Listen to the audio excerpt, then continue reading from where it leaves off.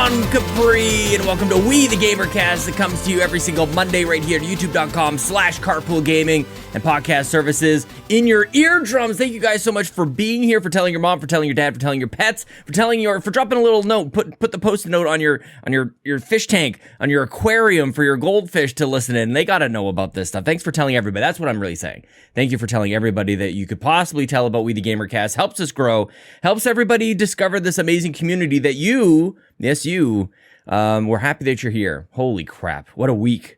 I'm glad you're here. We've got tons to talk about. We got Bowsah on the show. People in the Discord know who Bowsah is, but I might be getting a little ahead of myself because if you're new, here's the deal. Every week I have sweet hangs with a stranger from the internet. And if you want to be on the show, it's pretty easy. Just tweet at me at Sean Capri. Sean like Connery, Capri like the pants. I went on a spree, you guys. I bought a bunch of magazines. I think I've talked about this on a variety of shows. I'm reading magazines again. And I don't care if that makes me a 90-year-old man. It feels good. And I meant, like, you know, sometimes you think, like, back in the day, the quality of stuff was just better. I think magazines have gotten better. I think the print quality, this feels like they're enormous. I feel like they're large for my aging eyes. I can read this pretty good. For some reason, it seems like the information in here is more credible than anything that's written on the internet. And that's just me being old, okay? That's just, I don't care. I don't care what you guys think. I'm enjoying my time with my magazine. Oh my gosh, I'm in a bit of a nostalgic mood, probably because I can't keep up to everything that's new, and maybe this is just the hallmark of aging. But anyways, what am I even talking about? I'm excited for you guys to listen to this episode with Bowsah. Bowsah's been part of the community for a very long time, and I think you're gonna like this one. It's very good. But I want to let you guys know that if you like the show and if you want to support us even that next level, you can go to patreon.com/carpoolgaming and join about 80 people supporting us over there at Patreon. I want to say a special thanks to our ultimate producers, Robby Bobby Miller, Tony Baker from Quest for Pixels at youtube.com/quest4pixels, Dallas Ford, the co-host of The Blame Game, Johnathan Brown with his new EP called Gems. It's available on Spotify and Apple Music. Lee Navarro, the fearless leader of the Phoenix Overdrive Extra Life team. More on Extra Life in just a second. All the links are in the show notes. Please click, follow, get these people up there. Man, they support us at a crazy level. So thank you guys so much. Our platinum producers, Marcus McCracken and RJ Kern. And our gold members, Anna, Cecily Carrozza, Dallas Robbins, Drellish, Emily O'Kelly, Foolish Fuji, Jose Jimenez, Marcus O'Neill, Nagachaka, The Snack Network, and Tim Pollen. You are all amazing. And if you'd like to support the show, again, patreon.com/carpoolgaming. Choose the tier that's right for you. Extra Life is coming. We're in the middle of October, okay? We're there. Extra Life. It might have felt silly maybe talking about Extra Life like in the summer. It's never silly to talk about Extra Life at any time of the year because it's important. We're raising money for the kids. We talked about this on the Xbox Drive. I'm repeating myself here. I don't care. You can go to extra-life.org/participant/save the carpool trophy. The link is in the show notes because that's ridiculous. Who's going to remember all of that stuff? But the link, you just click it. You can make a donation. Every $10 gets you in for a prize. But more important than the prizes, we are raising money for sick kids across, well, really the hospitals in North America. I know we have a worldwide audience, which is kind of weird to say. But this year, the reason for that crazy URL is we are teaming up with the team at the Trophy Room and at Save the Game Media. And we're combining our fundraising efforts all to raise money in support and in honor of a good friend of ours, Marcus O'Neill, his son Miles, going through a variety of treatments and procedures at the Stollery Children's Hospital here in Edmonton, Alberta. So we're raising money in honor of Miles. We're showing him our support. Join us. Show your support for Miles. You get entered to win some amazing prizes. Help make this year's Extra Life the biggest that there ever was. Because I'm excited. We're all going to be together. Rome, New York. I'm traveling. We're going to be on a train together, some of us. We're going to be in New York City, November 4th, 10 a.m., Nintendo World, New York City. We're going to have a quick get-together. There'll be hugs. There'll be ridiculous spending on probably Pokemon stuffies or God knows what else. I'm bringing an extra large suitcase just for this. It's going to be amazing. Then we hop on a train and go up to Rome, New York for an amazing weekend together playing video games, streaming. By the way, I forgot to mention this. We're streaming here at youtube.com/carpoolgaming as well as twitch.tv/PS Trophy Room and youtube.com/ Save the Game Media. So all the same thing from the same couch. We're doing a couch stream. We're doing couch co-op. More on that to come. You guys aren't going to want to miss it. So if you're coming, I'll see you there. Bowsah's coming, by the way. That's going to be something that we talk about here on this episode. But you're not going to want to miss it. And no matter what, whether you support us, whether you support Joe and Kyle, or Kevin and Trevor and the rest of the team over there at TPR, we're kind of broadcasting all to the same place. So making it nice and easy. We're really putting a lot of thought into this, and we hope that you guys will come along this journey for us, all in support of Miles. Let's do it for Miles. All right. I think, I forgot to mention about the Patreon. There's exclusive content, by the way, happening every single week, whether it's the Pants Patreon podcast for Patrons podcast, seems to be a fan favorite, where you guys get to ask me whatever you want, and I answer it, whether it's what's my distaste for milk all about, or what's the deal with kangaroos. The other thing that we just recorded a couple days ago, now it's been up for patrons for a little while, is the Yumi and Capri podcast, a bit of a throwback name there, where it's a little bit of like behind the scenes, a little just kind of like just the host kind of getting together. In the past, it was just me and Ryan, but you're going to want to check this one out because we welcomed Seth and Lachlan into the Patreon lately, and so they joined Ryan and I on a Yumi Capri podcast, and it was amazing. So please enjoy. All right. Bowsah, you guys came here, you clicked on the link for Bowsah. I love I've already made the thumbnail, so talking about Bowsah's mom modding her PS2. We're going to get to that and so much more. Here she is, my good friend and yours, Bowsah.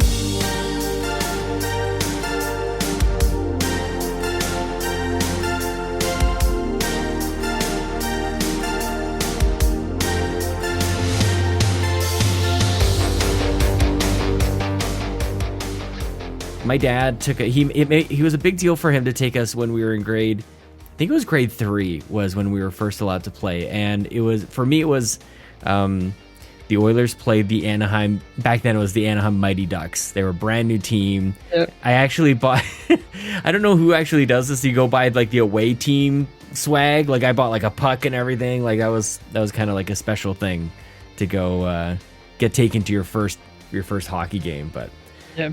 Pretty sure my parents were kind of like saving up from the moment we were born to, be able to buy the tickets by the time we're 8 years old or something. Could never really go all as a family. There were 6 of us, so that wasn't really possible. Yeah. You guys have a big family over there? Nope. Just, I have one brother. Yeah. Yep. Yeah. You guys close?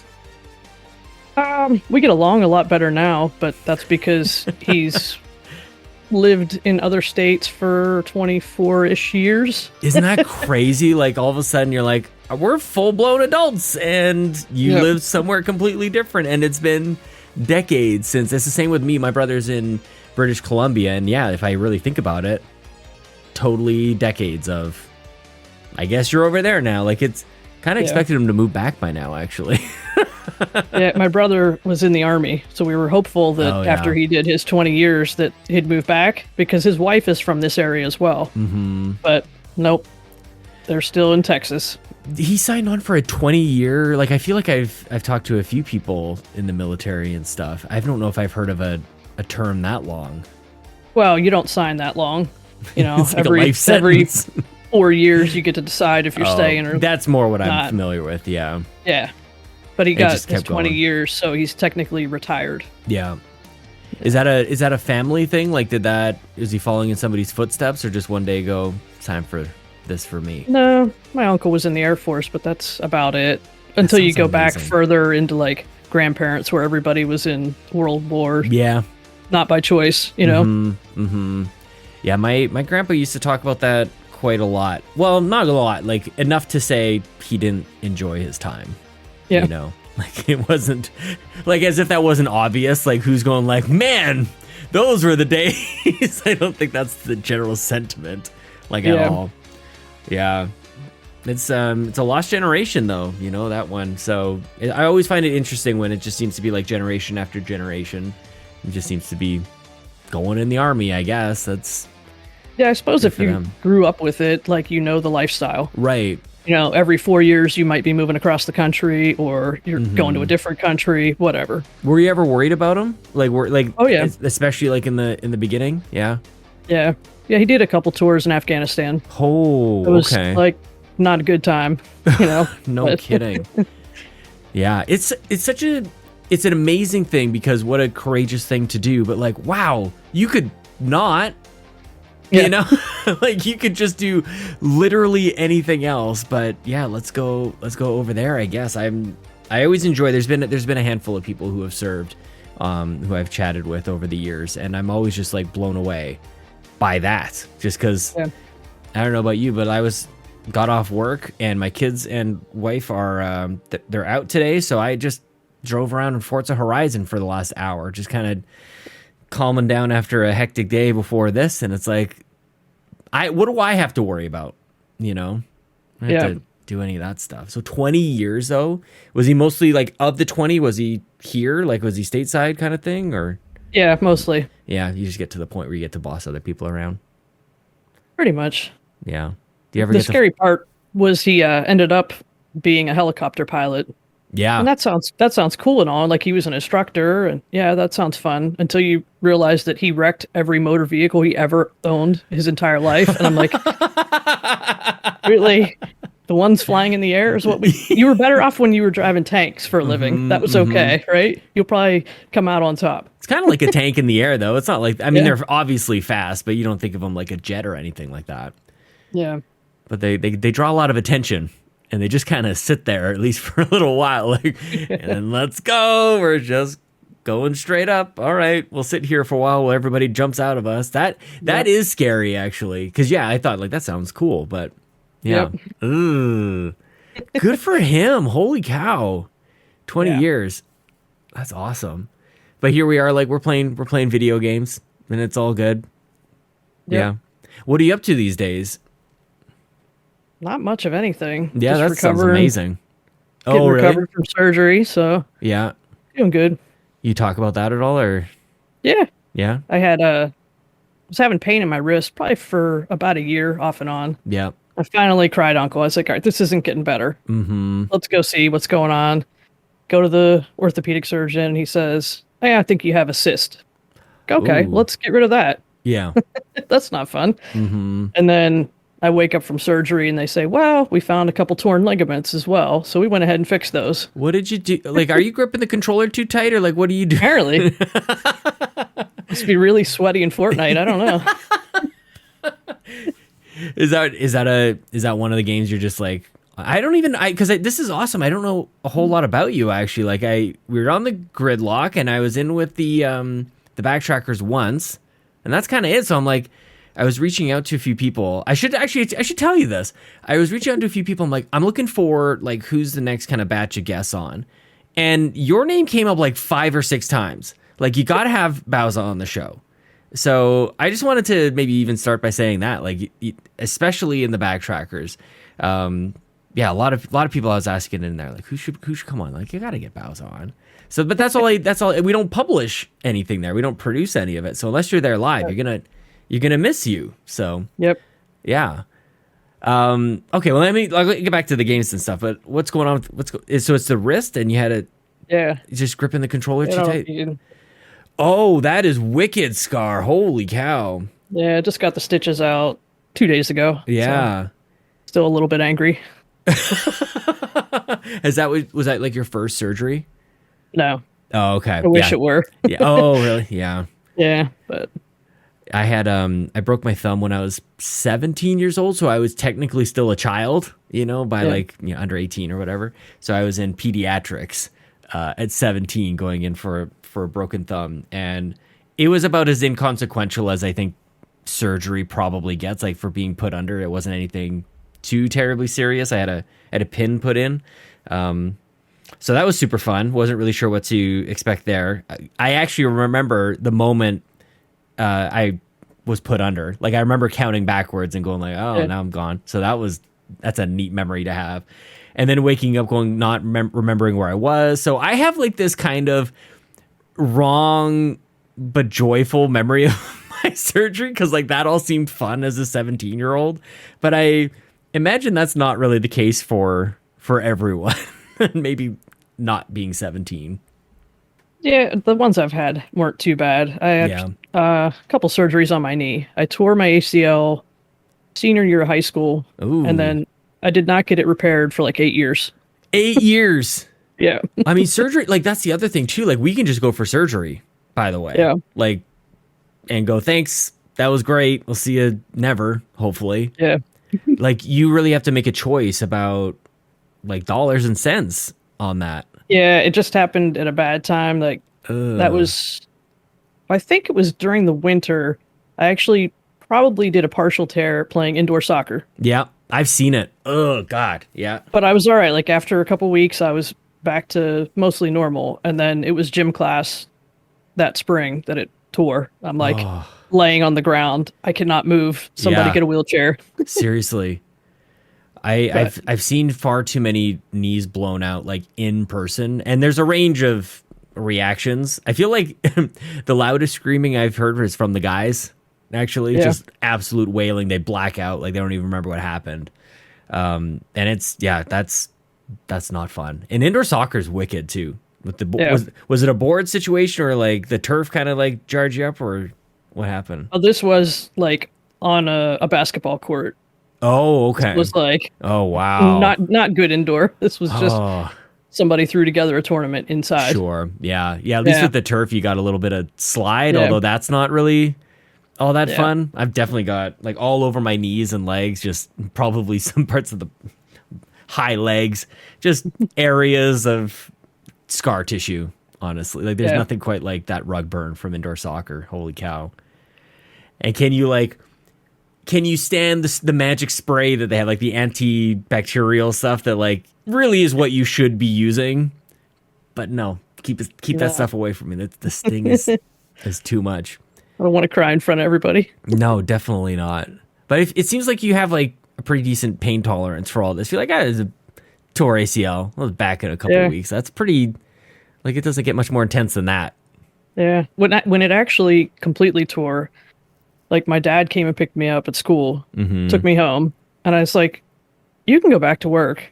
Like I had my lunch packed. It happened right before lunch break. So I had like my lunch, I had homework, everything ready to go in my backpack. I was like, just set me up on the recliner and I'll just hang out here till you guys get home from work. Yeah. And that was all good and fine till I needed to go to the bathroom. Yeah. And I stood up and fell on the floor crying. Yes, no kidding. Because you probably weren't even thinking that. Swelled. Yeah. Yeah, you had that is the weirdest thing when you, like, you should be taking it easy, but you forget yourself a little bit. And then, the fact that it's different a couple hours later doesn't seem to, like, make sense to me. I don't know why that is. Should hurt immediately, instantly, but it's somehow, I guess, like, maybe a shock kind of settles in, like something happens. Yeah, the swelling. Ugh.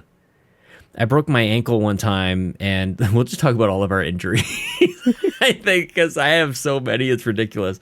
I've broken my ankles a few times, and the one where it was really bad, my dad got so used to taking me to the doctor and to the hospital, he saw all the things that the doctors were doing every time they would check an ankle or whatever. He's like, can you do this? Can you do this?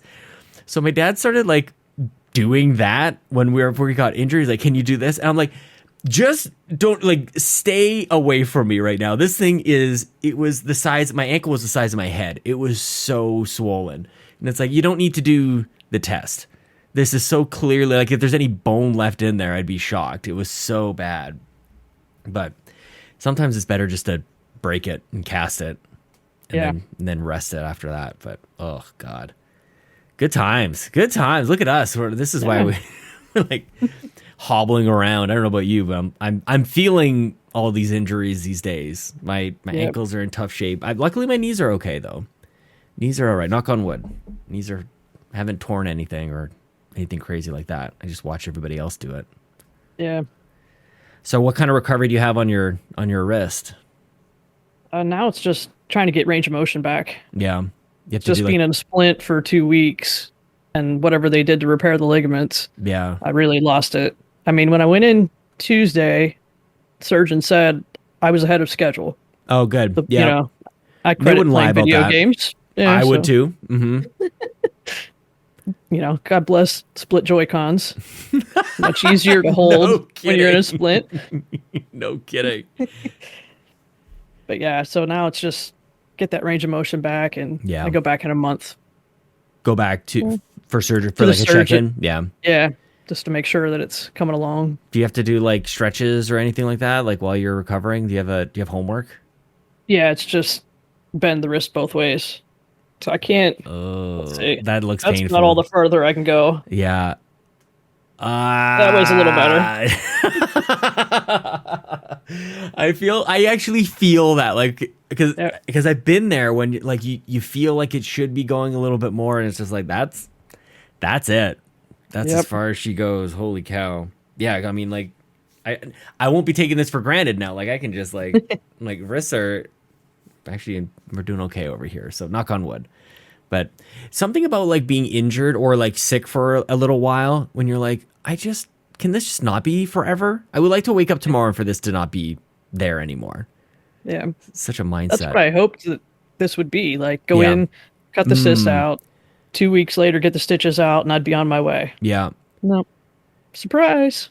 How does the cyst, like is it's just a thing that happens? Like, just pops up in your wrist? A lot of people get them around the wrist. Mm-hmm. I mean, it wasn't big. You couldn't see it just looking at my wrist. Like, some people get them and you could like see the bump sticking out. Oh yeah.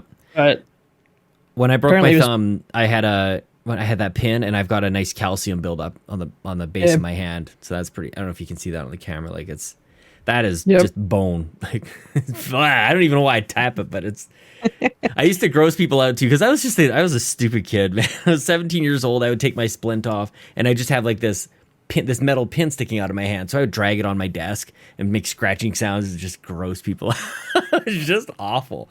But I got my comeuppance when it was time to take it out. I was really looking forward to it because I had somehow like an enjoyable kind of surgery experience. But the removal of the pin was like completely opposite. It wasn't like this wonderful like surgery and preparation and everything. I was just in like a regular doctor's office, and he's like, "I'll be right back," and grab my pliers. Like, haha, good joke, Dr. So-and-so. And, he came back with his pliers and said, "Hold still," and pulled it out of my hand. I did not know that's where, like, we went from super advanced technology to like put me under, which blows me away that that's even a thing. Yep. To, I mean, he could have been using his teeth, just like gnawing on the thing, just like pulling out. Just hilarious. But yeah, Joy-Cons, that's such a better experience, right? If you can just kind of sit with your hands to the side. Who knew? We used to have that cable between the Wii remote and the nunchuck. Yeah. So where did things start for you? Where did games start? We got my cousin's hand-me-down Atari 2600. Mm-hmm. Hand-me-down. Hand-me-down. Yeah, just done with it. Yeah. Yeah, he's, I don't know, 10 plus years older than me. So yeah, he was done with it. Kind of out of video games. Yeah. Yeah. And then we had NES. Mm-hmm. I have some very fond memories of playing the track and field, just running on that pad. Yes. Holding on to the TV stand, the whole TV, everything's shaking because you're running so fast. No kidding. I had never actually seen one while I was a kid, but I'd always heard that it was a thing, and it sounded made up. Like, it just, that sounds like a lie that a kid would make up on the playground. That you actually like run on this pad and it does something. It's not the video game experience that I had. And kind of wild that, man, it was years later till like Dance Dance Revolution pad showed up, or the Wii balance board or anything. It was there. We had that, and like, I mean, the zapper's another crazy thing. The glove, like, what a device, man. NES, holy cow. Yeah. Why did it take so long for that stuff to really catch on? I don't know. Probably pretty pricey, and they probably had to try real hard back in those days. That like, they didn't even call it video games. It was like an entertainment system. Yeah. Like, they really had to undo all the crap from Atari. So yeah, it's kind of whatever would stick. You didn't know what was going to work back then. Yeah. So they tried anything, which is kind of nice. I'm glad Nintendo still tries anything. That's true. We need somebody to be weird. Yeah, that's very true. Do you think that they're still weird? Are they still kind of pushing the boundary on that front? They're different. That's for sure. That's very. It's just funny you say that, because when Xbox and PlayStation are kind of so standard, you actually don't have to be very wacky to be just different from that. You have to be just a little off to the side, and it's different enough. Yeah. I noticed the Bowser amiibo very, very corner. So how central is Bowser to you in video games? Yeah, pretty good. Yeah. I may have a Bowser tattoo on my leg. Do you really? Yeah. Like face, like NES, like sides? Pretty much this position. That's awesome.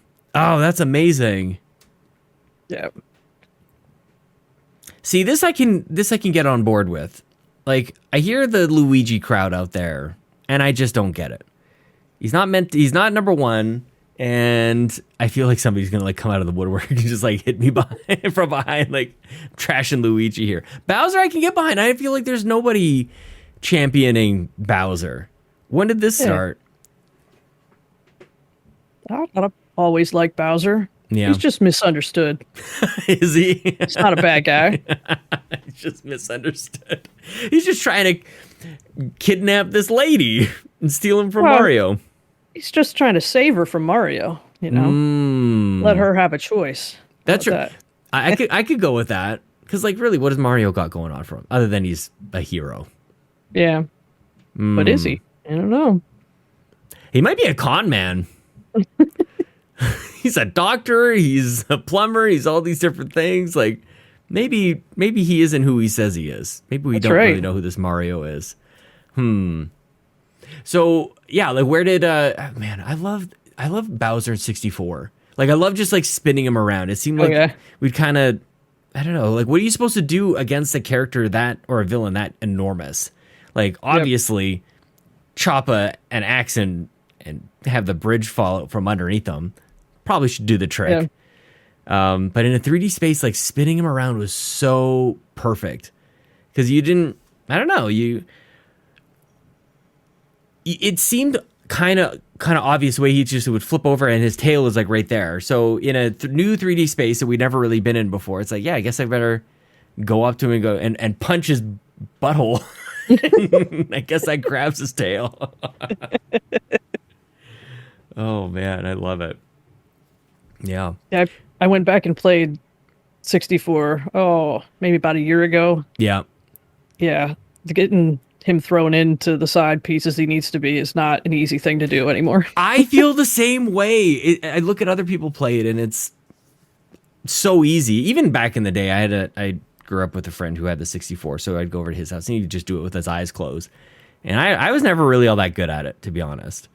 It's kind of embarrassing, actually. Yeah, I don't remember how I was back then. Do you have what's that? We had different systems, right? We had NES, Sega Genesis, N64. But like that's not what we normally did. That was like rainy day stuff. Oh, okay. If it was nice out, we're outside riding our bikes and causing trouble in the woods. So I wasn't as glued to the games. Yeah. Is it because, do you think it was because you had them around? Like, we didn't have them, and when I was told to get outside, I'm like, why? There's a Nintendo here. Like, I'm at a friend's house. Like, this is a rare occurrence. But yeah, maybe it was because we just didn't have one around. Yeah, I think whatever you don't have is the thing you want to do all the time, right? Yeah, that's true. What kind of stuff did you guys get into trouble outside doing? Oh, we were always building, like, tree forts. Yeah. Probably setting things on fire that we shouldn't. I got a drink. Thanks, honey. Yeah. Nice. So on brand, right? It's because, oh, snap. It's slamming the door. Holy cow. Okay. Nice. So what else are you playing on your Switch these days? Still playing Animal Crossing. Are you really? Like, not a lot, but I don't know. I just can't get away from it. I feel bad. Why? They all get mad. They get mad at me if I don't show up for a few days. They're like, you can come over and talk to me. I was going to ask you who's getting mad at you, and then I realized it's the pretend video game people are getting mad at you. Okay, I see. They don't really get mad at you, though. Your weeds will get out of control. Oh, they get pretty sassy. Who do you have on your island right now? Oh, let's see. I just got Coco and Maple. Okay, yeah. So, like, no one I have right now is my preferred ones, because once I get someone's photo, then they get kicked off. So I went through a long list. Like I had all cats at one point. Mm-hmm. And now we're just like, okay, I'm too lazy to go search for somebody. So whoever Tom Nook brings over, that's who I get. Yeah. Do you ever do like, I never know how people just normally play Animal Crossing. Like everybody who I know is playing Animal Crossing streams it. So it's always interesting to hear people who just play it just because like it's a fun game, you know? Like that's why I love doing this show. It's like, how are people normally living their lives with video games around without creating some content around it? You know, and have you been playing it like this whole time, like since it came out?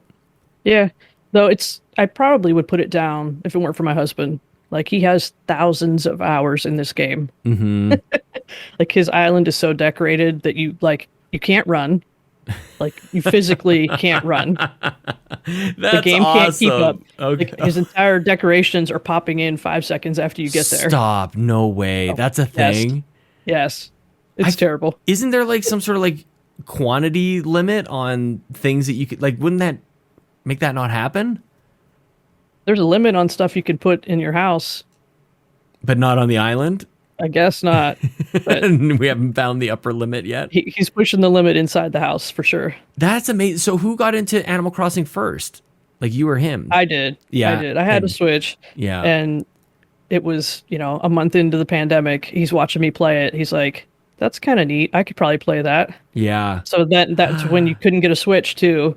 I'm like scouring the internet for days trying to find one. I honestly don't remember that being a thing. I guess I wouldn't have been looking for one, I guess. Yep.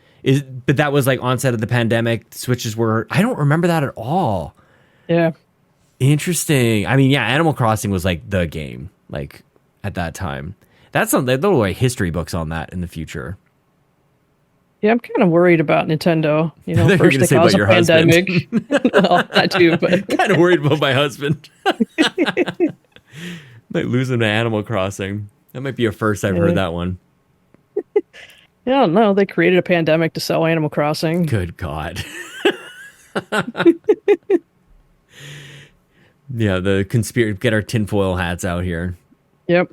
They definitely, but the thing is, they're not the only game that came out. Like Animal Crossing isn't the only thing that came out. I don't know. It's just the fact that we were all stuck inside seemed to lend itself to that game more than any other game that we would play. Like we're inside playing any video game. What was it about Animal Crossing that had us just like, I guess, escaping to another place maybe? I don't know.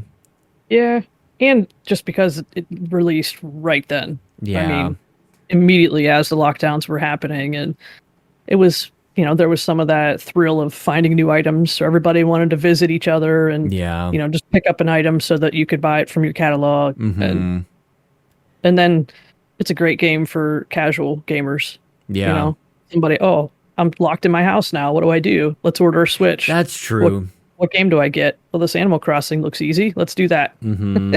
Well, and it's funny. That was the first game Lincoln played when he was probably 2 or 3 years old. And I'm using the word play very, very loosely. Like he moved his character around and shook the trees around. But kind of just like reconfigured my mindset on who would be playing a game like this. Or even like what would be somebody's first game. It's always been Mario. Before I saw that, I'm like, everybody should play Mario first. And like, that's it. And then when I had kids, Mario's tricky, man. Like that's actually, it was all of our first games for the most part, or Pac-Man or something like that. But even those, like even some of those arcade games were hard. Like they were designed to take our money at the arcades. Yeah, you're right. Animal Crossing is kind of just like that. So how are you spending time with it now all these years later? Mainly I just sign on and see if CJ or Flick are there so I can get bug and fish models. Mm-hmm. That's the big thing. Kind of just checking in and then moving on to whatever else. Yeah. Yep. Do you have it? This is such a granular question. Like, do you have it digitally? So you have, like, how are you playing your Switch for the most part? Most digital games? Yeah. Most digital, yeah. Yeah. I mean, in that game, especially, I don't even want to talk about, you can only have like one save per island per whatever. So you each have your own copy of Animal Crossing. Is that how that works? Yep. That is crazy. Although you couldn't, you probably couldn't even share the cartridge if you wanted to. No, if he's putting in 1,000 hours. At the same time. Yeah. Yeah, that's true. Man, I guess I'll let it pass this time around. And he goes around and redecorates his island for every season. Oh, for real? He's got to get like all the fall stuff out now and Halloween stuff. See, I'm thinking like in real life, like getting the tubs out and out of storage. Yeah, he does that too. But oh my gosh, yeah. Like if you're in charge of both, like if you do both in life and in Animal Crossing, that's a lot. Or does maybe one inspire the other? I think maybe you see something in Animal Crossing, you go, ooh, could do that in maybe real life. Yeah, I don't know. So is he more the pro at it than you? Or would you show him how to, 1,000 hours? I mean, I had to teach him how to play it in the beginning. The student has become the master. He didn't play a ton of video games, but he did play like Diablo 2. He sunk a bajillion hours into that. That was before we met. So yeah, but like that's not the gamer you were painting a picture of a second ago. Like just some casual gamer, like doesn't really do too much, and like, oh, by the way, Diablo 2. Like that game is kind of hardcore. Yeah, I'm trying to talk him into playing Diablo 4 when it comes out. Yes. Oh my god. He's like, I'll lose my life to it. I'm like, you already lost your life to Animal Crossing. It's okay. Yeah. Who cares? Is that really a concern? No, not for me. Yeah. It's all good. Have we like basically moved to the point in our lives where like this is fun? Like I haven't looked back for a long, long time. Like there's that brief period of time, at least where it was for me, where maybe I don't need to be playing video games as a grown adult. And then basically when I met Chelsea, like it was all gone. Like we bought our Wii U together and we played stuff all the time. And I don't know. I guess you stopped even thinking about it, really. Especially when you're in a community like this. We're all validating each other. Like, right. Grown person. We should all play 1,000 hours of a game. That sounds amazing. You gotta buy that day one and beat it by the weekend. Well, and then you throw a pandemic on top of that and then go back into real life and go, oh, what have you? Oh, you learned how to like knit or something? Like you've been doing 100 push-ups in your house? Yeah, no, I've been playing video games and podcasting twice a day. Awesome. Yeah, but all the people that didn't have video games and video game friends, they lost themselves. They were going crazy in the pandemic. I think they were. I didn't care. I was happy. Yeah. I got to stay home, never like put on real clothes. And I was still talking on Discord and whatnot with all my friends. Yeah. That's fine. We can just keep doing that. Yeah, this whole like going back to real life right now. Maybe we could put that off a little bit. Yeah. I'm not a fan. Yeah. Well, how did you end up? Like, where did you come from? Like, how did you find us? I always feel like sometimes we're like the lost island, and like every once in a while, like a plane will crash and people will come and join us. I guess I don't like. It's an accident, really. Was it an Animal Crossing thing? No, I think I found you guys for Xbox content. When I got my first Xbox, I was pretty tuned into the Nintendo world. Yeah. But I didn't really have anything giving me Xbox news. I can find a podcast for that. Okay, I'll come back to that, but why seemingly out of nowhere did you get an Xbox? Oh, one of my friends on Discord told me, the good story about the Game Pass. Yeah, we need to meet this person. Spreading the good word. Yep. Do we know this person? Are they in the community? No. Oh, okay. Well, give them a high five for me. That's awesome. Yeah, and he showed me how to do like the Microsoft rewards. So I don't even have to pay for Game Pass. Yes. Very nice. You get enough points from rewards, you're just letting it ride. Really? Yep. I was using Bing for a long time to try and get those points racked up, and I still couldn't like make the numbers work. You must have some sort of hack or something. Well, I don't just use Bing. Yeah. So every morning when I get up and I'm having caffeine to wake up, I spend 5 minutes. You do and that. If you like click through the trending news things, Yeah. those count as searches, and then do a couple quizzes, and I do it all on my phone. So I put my phone in desktop mode, get 150 points for that, switch over to mobile, get another 100 points, and then I go to Edge to get the last 20, and then do the dailies. I love it. That's amazing. Because you really can start to rack up the points on that. Oh my gosh. That's the Game Pass is the thing. Like it's a game in and of itself to try and get Game Pass as cheap as possible, if not free, for as long as humanly possible. Like we will go to the ends of the earth to not pay for this service. Yep. But it all works. Now I've gotten into the habit at Black Friday, I'll pick up a 3-month code or something when it's really cheap. Yeah. And then I'll use my Microsoft rewards to buy a game. Smart. Or buy DLC. Like I bought the Forza package so that you would get early access. Yes. So I gave them money for the game, you know? Yeah. That is my favorite. I cannot stop. I don't know what has happened. I feel a little bit broken, although this is what I've been wanting to do for so long, is have that one game. Everybody seems to have their game. They just play forever and ever, and it doesn't matter. And I'm racing around the road, and it's the same. I'm hyper aware. Like there's not really much changing from Tuesday to Wednesday to Thursday. It's still Forza. Yeah. But it's so comfy, you know, for me anyways. And now we got all this new stuff coming out this week. It's my time. But also Scorn tomorrow, and also Plague Tale for Kevin, apparently. Oh, I'm ready for Plague Tale. Are you? Yeah.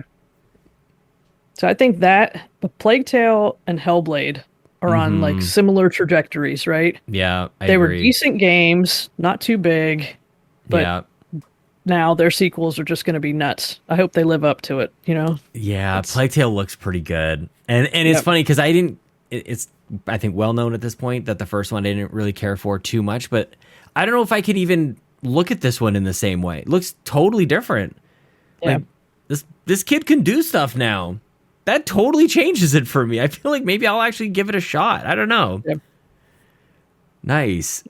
I'm pretty excited. Yeah, man. Holy cow. Well, do you have all the things? You have PlayStation? I have everything. Yeah. And so you have a wonderful friend who introduced you to the wonderful world of Xbox and Game Pass. So that's great. Welcome on in. What about backtrackers? What kind of... Because I feel like that's kind of the mainstay. I feel like that's maybe where most in the community kind of know you from is the backtrackers. I feel like you've been there from the beginning. No, I haven't. Oh, snap. I've only been at 2 backtrackers meetings. Oh, okay. So tell you why. Life is Strange. I'm pretty sure we were there together. No? Or I'm just thinking of Gridlock then. Yeah. So Gridlock for The Last of Us. Yeah. The most recent one we did was Amnesia. Oh, I think I just hung out more than anything. And now I'm completely blanking what the one was before that. I play too many games. Yeah. Do you keep track of like how many you get through in a year like some people do? I'm starting to, because I can't remember anything. I know, right? I'm worried that I'm going to buy a game that I already own and beat like 5 years ago. That, like, to my core, that you just spoke to my heart, because I have, shocking, I know, spreadsheets on this kind of stuff. Like, because this has happened to me. And even with my spreadsheets, this happened actually pretty recently. I bought the same Mario Party game twice, because I'd forgotten that I had lent it out to my sister-in-law and went like, that's weird. I thought I had this one. We should play Mario Party. So we went out and bought another copy of it when they added the multiplayer to that one. And so I accidentally bought a second copy of that. Yeah, that's a thing. I'm with you on that. Holy cow. Nice. So how's 2022 been for you, though, as far as getting into games and trying a bunch of different stuff? I've been trying some new stuff. That's part of the reason, like, joining up in the backtrackers. 1, to play different games, but 2, to have, like, hey, be part of the community. Yeah. Be more active. Like, it gives you that reason to be checked in. Mm-hmm. They do such a good job. Yeah. Marcus and Delroy. And everybody, like, really, like, it starts with them, and then it's the community that kind of, like, holds that whole thing up, which is awesome. And you guys haven't fallen into the trap still of kind of doing, like, the mainstream games. Like, is that something that kind of is attractive to it for you, that it's not the Uncharted's or the Forzas or whatever else, the Super Marios? It's something a little bit different. And I think it goes better because it's usually a shorter game. Yeah. Right? You can't make it a 100-hour thing, big AAA thing. But plus, all of the big games, if I want to play it, I'm playing it when it launches. Mm-hmm. Right? Like, I'll be playing a Plague Tale next week. Yeah. Horizon Forbidden West, day one. Snap. God of War, day one. You know. Ooh, I know PlayStation's quietly kind of having a good year. Yeah. Right. Yeah. Yeah. The Backtrackers is. I got to get into there more. Like I actually, the fact that they're different, the fact that they're shorter games. When was the last time that you put in like 100 hours into a game like that? Like a lengthy kind of experience, other than Animal Crossing. Yeah, Horizon is probably the longest, most recent. For some reason I decided to play Elden Ring. Was that not a good idea? Probably not. I got a lot more gray hair now. Really? Yeah, I never played any FromSoft games. What the heck? Everybody jumped into this one. I know. I don't know why. Did you finish it? I used my Microsoft rewards to buy it, so it was like free. Yeah. And you played all the way through? Yeah. I got 1,000 gamer score. Holy snap. Just like, I'll just try out this Souls-like game that is kind of... I'll look at every YouTube video on how to cheat the system. Did you? So that I can get through it. Yeah. Yeah. I don't know why I'm terrified of that game. Like, I guess I have some sort of aversion to it because I clearly didn't pick it up. But I love Bloodborne. Like, I think that so many people are playing this game. It can't be that impossible, can it? Is it? Yeah. It's pretty tricky. I mean, I made it. Yeah. I mean, I don't know. It's been a weird year for me, I feel, when I look back on like the games I've chosen to play, and like you know me, like I bounce around so many different things. Like, are you more, you choose a game, you're going to beat that game? Like, or are you kind of appetizers and testing things out here and there? If I have my teeth sunk into something, then that'll be the thing I play. Yeah. Until it's done. Mm-hmm. But when I'm kind of in between big games, I'll just dabble into whatever. Yeah. Game Pass, I don't know, hurts. I don't know what you want to say. It makes it easy. Like, I can pop in a game, and in the first 15 minutes, if it's not grabbing me, all right, uninstall, get a different one. No big deal. I know, right? Like, and I don't know why. Like, I just come back to Forza, I guess. Yeah. I tried Proteus the other day because Kevin was mentioning it, and I heard this term the other day. I think it was TPR pointed it out. This term, boomer shooter. These new shooters, but they're made in the style of things that we would have played in the early 90s, early to mid 90s, and they're called boomer shooters because like they're for old people. And I'm like, I don't like having being part of like a senior citizen category of video games. I'm not quite there yet mentally, I don't think. Plus they're kind of quick to be aimed at boomers. You know? Yeah, I don't think boomer's the right thing for that though. Yeah, thank you. Yeah. Gen X maybe, not boomers. Just doesn't sound as good. Yeah. Yeah. Snap. What about the rest of the year? You got Plague Tale, God of War coming up. Is there anything out there? Like, I feel like we're in it right now. Like, your backlog is what it is. It's frozen in carbonite at this point. And we're just rolling down a hill at this point out. Yeah, those are the two big ones for me.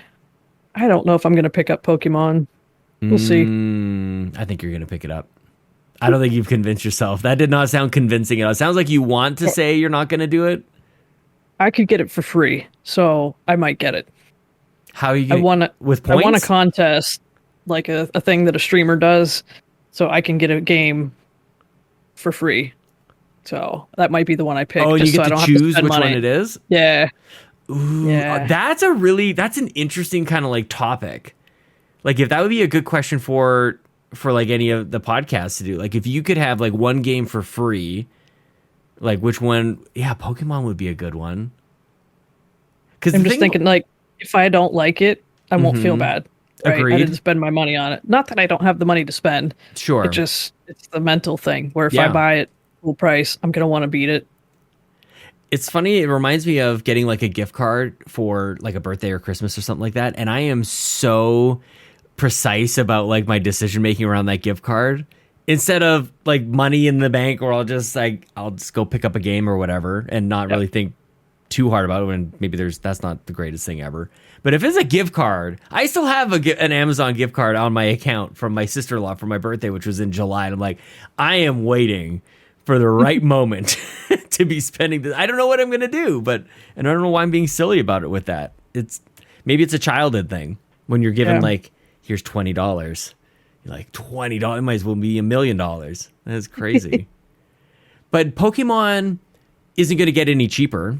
Like, it's not like it's not like you're going to burn a free card on a game that will be $20 later, and you might as well just buy it on sale.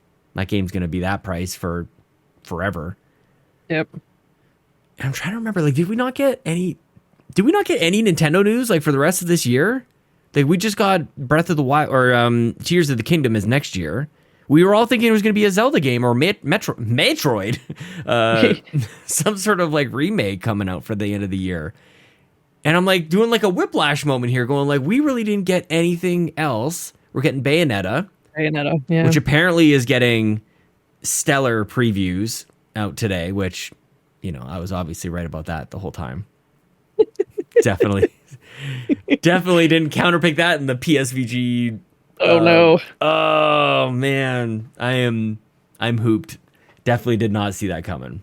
Yeah, all of the Fantasy Critics stuff is broken this year. Thank you. Our league was busted the day Elden Ring released. It was over. Right? Over. Yeah. Well, I mean, with Bad Bit and the trophy room, we have Elden Ring, and it's close still. Yeah. So but it's also like a 1v1 kind of thing. Like, it's just two of us, so we all get to pick so many games. Yeah, I think in the league I'm in, we may have 10 people, 10, 11, something like that. Yeah, that's better. Yeah. But basically, whoever picked up I honestly that one. didn't think Elden Ring was going to review well. No. I didn't think it would be a bad game, but I thought it's going to be hard. People aren't going to know what's going on. Reviewers, games journalists, they don't know how to play video games. So. Damn, yeah. I thought for sure it was going to be like, this game's too hard, it's terrible. Yeah. 65. Yeah, I don't know what it was. Like, there was something going on around then. It seemed like everything was getting really, really high scores. And it seemed like, if I'm remembering at the beginning of the year, Horizon and Elden Ring were like the go-to. They were your number ones or number twos, and it was kind of like flip a coin at that stage. And I really thought they were interchangeable. Like, both maybe like 87, 88 kind of thing. Like, never... And that other thing happens at 90 where you get like double the points or whatever. So... what's it sitting at, like 94 or something? I don't. Elden Ring? It's nuts. Are you of the mind that review scores are destroying video games? Is this the bane of our existence? They're not destroying them for me because I know to just ignore it. I'll get a general impression. I was gonna say, do you totally ignore it? No, I mean, I'll look at them, especially because I have a Fantasy Critic League, so I'm paying attention to what's going on. Like, I want to move away from this. I want to read the words, listen to the reviews. But also, is it a 77 or... there's some games coming out I know I'm going to play. I don't care if every reviewer out there said it's a 40. I don't care. I'm playing it. And, just don't pay attention. But, for a game that I'm on the fence, I'll look around. And then you find maybe it's not, the journalist publishing it. Maybe it's I wait for someone in Carpool Gaming to do an impression, say, hey, this is pretty good, or it's not.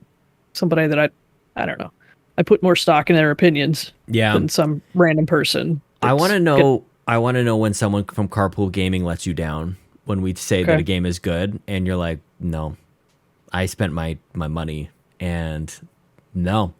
Or even worse, I spent my free card. I spent my free game on your recommendation, and you done me dirty, Court Lalonde. It's more of what happens to me is it's just I try something that's not a genre I normally like. Right. Yeah. And then I know, like, it's on me. I knew I wasn't gonna like it, but I tried it anyways because everyone said it was great. What are some of your underplayed genres? Deck building games. Yeah, which is funny because Backtrackers is doing Inscription. Mm-hmm. Yeah. So I slammed that out like 3 days. I saw that. Like, how does that even happen? How do you go from like this is an underplayed genre to like, I'm done. This thing's finished. Like a pro. I had to get it out of the way. Yeah. You still got another like week. Isn't that next week? Yeah. Next Saturday, I think. Can you give like... I'm trying to figure out... If you can do it in like a couple of days, it seems like something I might be able to like hammer up. But I'm kind of locked in on Forza right now. Where did you play it? Did you play it on... It's not out on Switch yet, is it? No. PS5? Xbox? I don't even know. A controller and a television. Whichever one I had credit on. So should I jump in on this? Like, should other people? Because there's still time. I feel like by the time people listen to this, it took me. It was PlayStation because I looked at the save, and it said 18 hours. I think. Oh, okay. Yeah. But I'm terrible at card games. Mm-hmm. And I died a lot in the first act. Yeah. It's brutal, but like each act in this game is different. Mm-hmm. In the overall mechanics. So if you can get past Act 1, you should be all right. Okay, yeah, and that's so much. That seems gratifying to me to like think that I can't play a game and then go try it out, just keep an open mind, and then kind of coming through the other side. Like, what is that experience like for you as someone who doesn't play card games? I mean, I looked up a lot of guides and tips to see what I was doing wrong. Yeah, but check your ego at the door, like whatever. Yep. Yeah. I'm not good at this. I don't know what the strategy is. Which cards should I try to get? Yeah. In my deck, I don't know. I don't know what's good here. Mm-hmm. Yeah, you just like you're so like no nonsense. Like let's just get to the point. Let's just play the game, and if that means looking up a video, and because I'll talk myself stupid, just like maybe I'll think about this and I'll overthink this and blah blah blah, and then next thing you know, I'm tired and I'm going to bed. But I really shouldn't. That's why I like talking to people about this stuff. Like the different approaches to games is never ending, and I always really love that.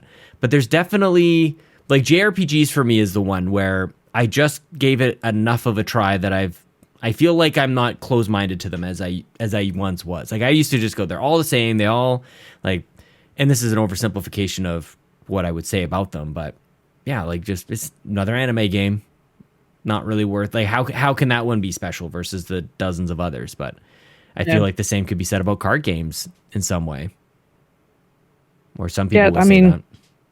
Inscription's different. Okay. It's not just a card game. There's a little bit more going on. Mm-hmm. So I guess if I had to pick a card game to play, this would have been the one. The gateway drug. Nice. Yeah, but I don't think so. You're not like itching for like the next card game after this one? No. Interesting. I wonder if there's and maybe this is something we can work on with them. This happens every once in a while. I get a stupid bright idea. But I'm trying to remember when the backtrackers would have started.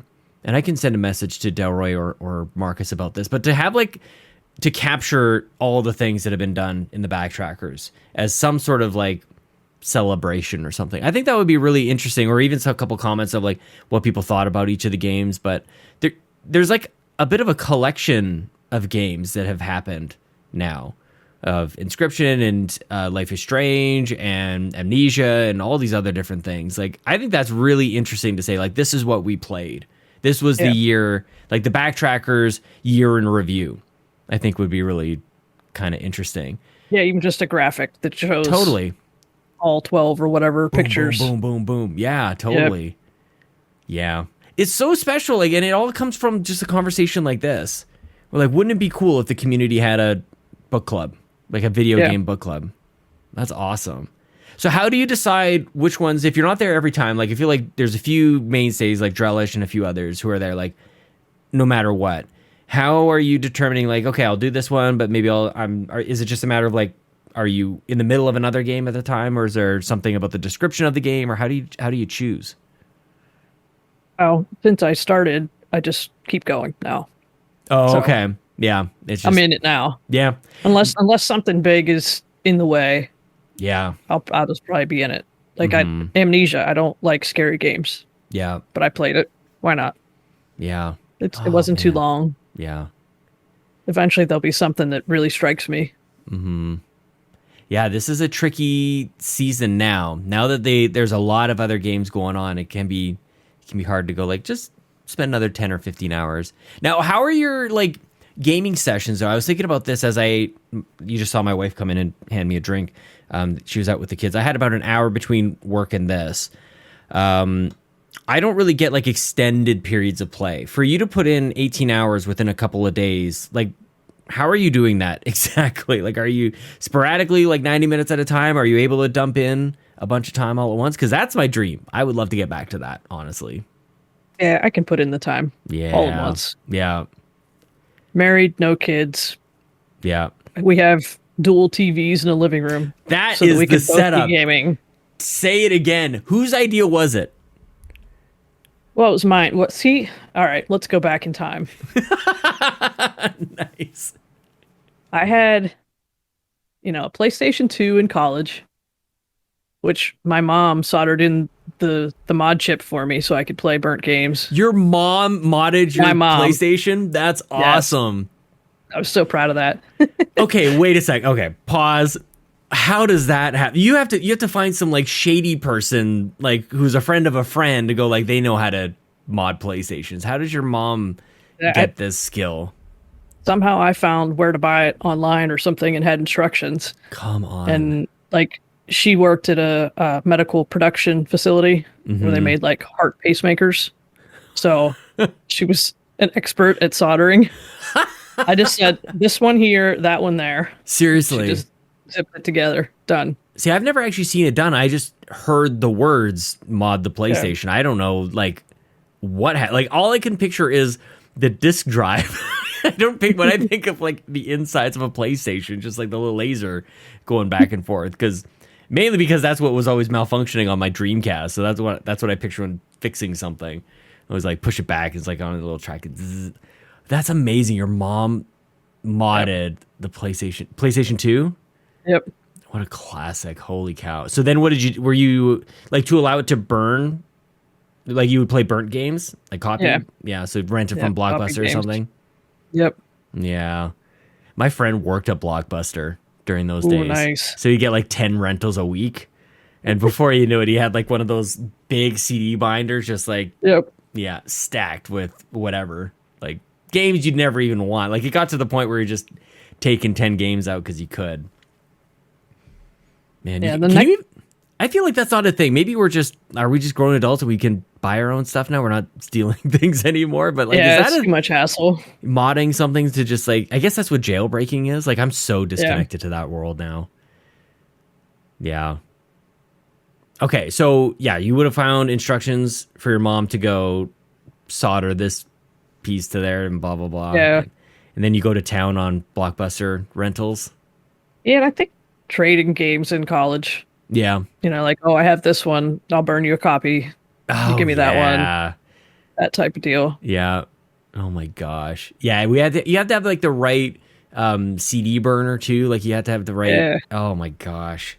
And then they had some discs you could buy had like the black underside, so it actually kind of looked like a PS. Did PlayStation 2 have the black underside, like the disc? Do you remember? This is actually decades ago. Yeah. Which is wild to think. I feel like maybe, I don't remember if it was PS2 or maybe just PS1. I feel like one of them it looked really cool, really extreme. But what were you playing on your PS2? Grand Theft Auto. Yeah. Yeah. That's a college game, right? No, right? Yeah. Didn't well, Grand Theft Auto, they did 3, Vice City, and what the heck is the other one? San Andreas. And they did the remasters, but I always heard that they were bad. And that was one where reviews did scare me off of it. There was one in Game Pass, actually. I didn't even try it because of what I was hearing about downloaded it, and I think I eventually just deleted it because I didn't hear good things. Mm-hmm. Like, I'm going to leave that where it was. Yeah. Do you ever, do you have such strong nostalgia to go back to games, or are they good? Just, you play them, they're done, you move on, you play more modern stuff now? Yeah, I have a hard time going back to old stuff, unless it's really old. Like, I could go back and play Super Mario Brothers 3 and have fun. But especially if I did not play it when it was new, right? Yeah.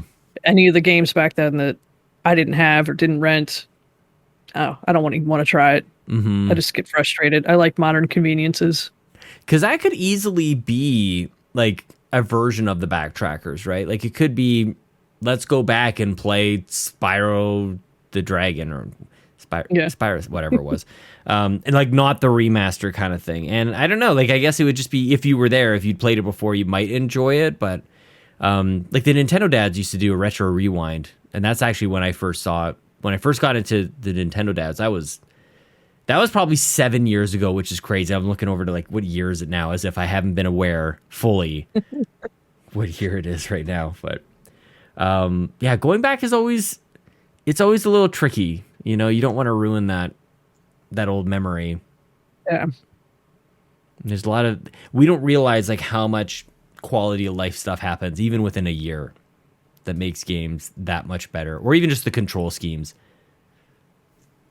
Yeah, like, after playing The Last of Us Part 2, I went back and tried to play 1 again at some point. I was like, oh, it just... Don't do it.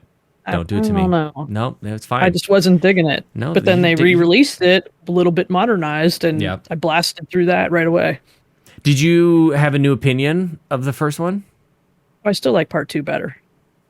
Why did I even ask? 1? Why did I even... I knew you weren't going to change your mind on that. What a heated topic. I will acknowledge that Part 2 wouldn't exist without Part 1, but I mean, it's such a stupid argument, though. I know. Like, like, of course it wouldn't. Like, I mean, The Last of Us wouldn't exist if Uncharted, didn't exist. So is Uncharted the better game? Like, that's such a... Yeah. Is that called... What's a hangman's argument? I don't even know what that means. Seems like, or straw man. I don't know. Straw man. Yeah. Some of the, anyway. Man, I can't believe I'm like blinked and like there's like an hour. Holy crap! Is there anything that you wanted to chat about tonight? Like we've had this scheduled for a little while. Like, I don't know. Like what's on your mind? What's going on with you? Well, I can get you to where we ended up with 2 TVs in the living room. Oh right, yes, please. So from PlayStation 2. I got a Wii around when they released, not like immediately, but they were still hard to get. Like I was waiting outside of Target at 4:00 in the morning to get one. Modded that as well. Friended at that time. By the way. So I have like the whole CD case full of Wii games that I probably never played half of them, but oh my god. Like you talk about shovelware and you're just gonna start copying Wii games. Oh wow. Yeah, I've never seen a modded Wii, actually. I've never, again, like, I don't know. I guess that would have been, probably should have modded my Wii. I was in college back then and I really, that's a wrong way to say it. Nobody should ever mod anything.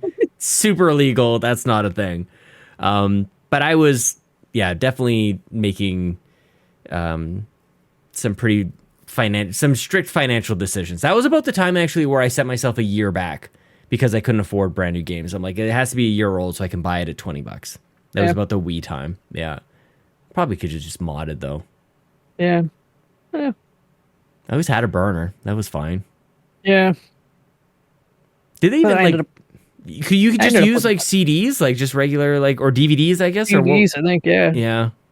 Oh, my... Do you still have the collection of games that you burned? Yeah. Yep. Still have my Wii. I'd love to see you dig that out. What kind of games you would have copied over on the Wii. We'll see if it works. Maybe I'll bring it to Extra Life. Yes. Oh my gosh. That is... Can you believe it? It's like in 3 weeks. I know. That's crazy. Have you ever been to Rome, New York before? No. I've been maybe hour and a half away. Yeah. And are you meeting us at New York in Manhattan? And then are you just going to be right in Rome? Yeah. Yep. Okay, well, let me know if you need anything from the Nintendo store. We're going to be there that Friday morning, so... I'm like taking orders. Get this black market deal going. I mean, while we're talking about modding, let's do a little trafficking Nintendo paraphernalia. I'll just scratch out the price tag from the store. This Pokemon stuff is definitely $65. Found this Canadian. In a dumpster behind the store. Exactly. Fell off the truck. Yeah. Okay, so you had your Wii, modded that too. I want to see these games that you had copied over. So somehow this is leading you to requiring 2 TVs. Yeah. So after that, like I got out of gaming.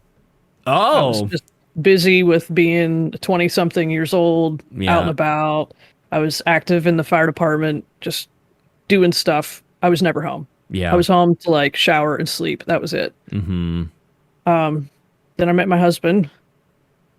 We eventually get married, and let's see, the year the Switch came out, I was kind of itching for something.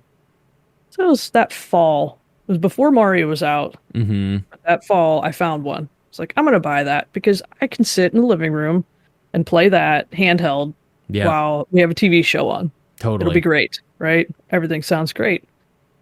So I did that for a while and then decided that I wanted to play more intense games. Well, what it was, I played Skyrim on Switch. Oh, nice. Right on the commercial, too.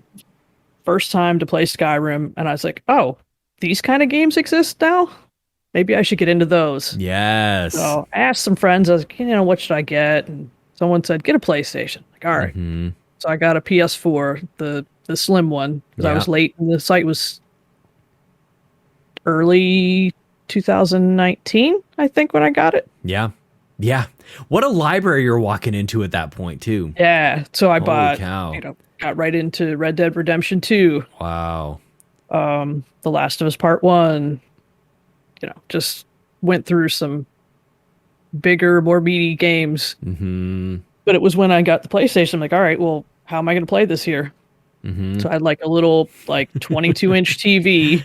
Yeah. And I bought like a little end table and set it up on there, set the PlayStation on it, the TV on top of that. So I could just sit in the living room still and play the games.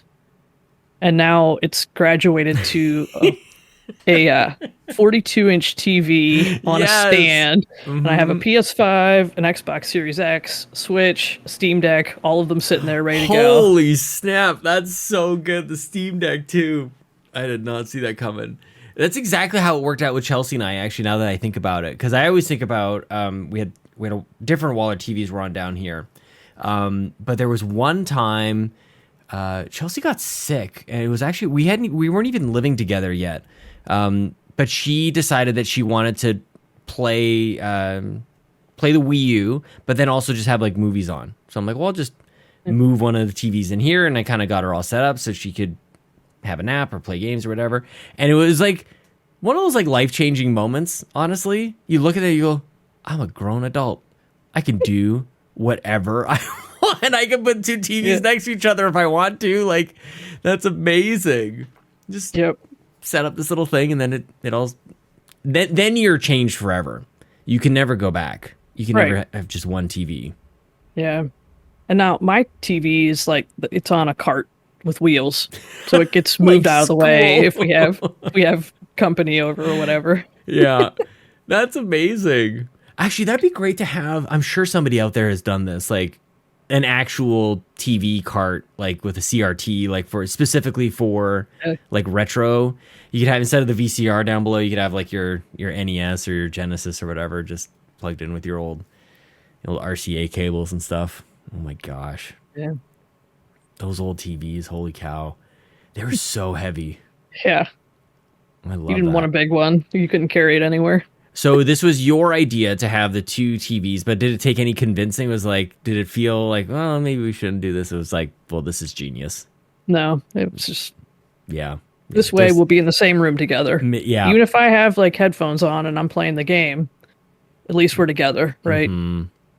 This is the game-changing thing. This is the wave of the future. Everybody should know this. It's the best thing. It's the best thing since sliced bread. People are going to say it's the best thing since two TVs in the same room. It's the way we look at it now. Everybody gets their own. Oh my gosh. Yeah. So do you play like side by? Because have you ever done? Chelsea and I realized that we don't need to do split screen anymore. Yeah. Like you don't need to share a screen anymore. Like we'll play Borderlands or whatever. It's been a while since we've done it, but Borderlands was the one. We would just, it actually had a LAN connection on console, which is totally wild. But yeah, it was like a flawless connection between the two things. And yeah, we don't have to do the horizontal split anymore. No crappy frames. Yeah, we visit each other in Animal Crossing. Yeah. I got him to play a little bit of Minecraft. Oh, nice. I've never gotten into that game. I hadn't either. Just one of my friends said they were going to set up a server. I was like, all right, I'll give it a try. Why not? It's on Game Pass. Where are you at with Minecraft now? Like, do you jump into it every once in a while, or?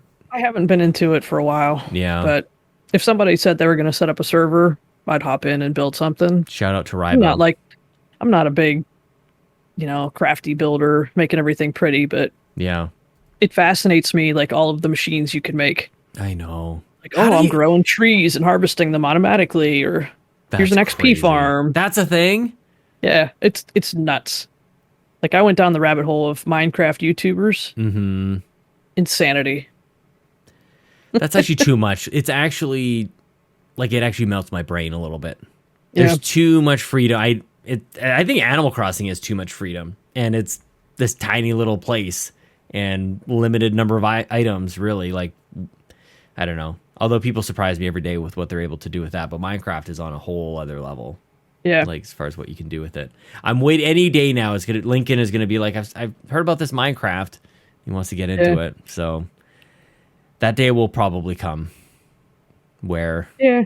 I mean, there's a lot worse things he could be into. Oh, I'm not concerned about that. It's mostly just that I won't know anything about it.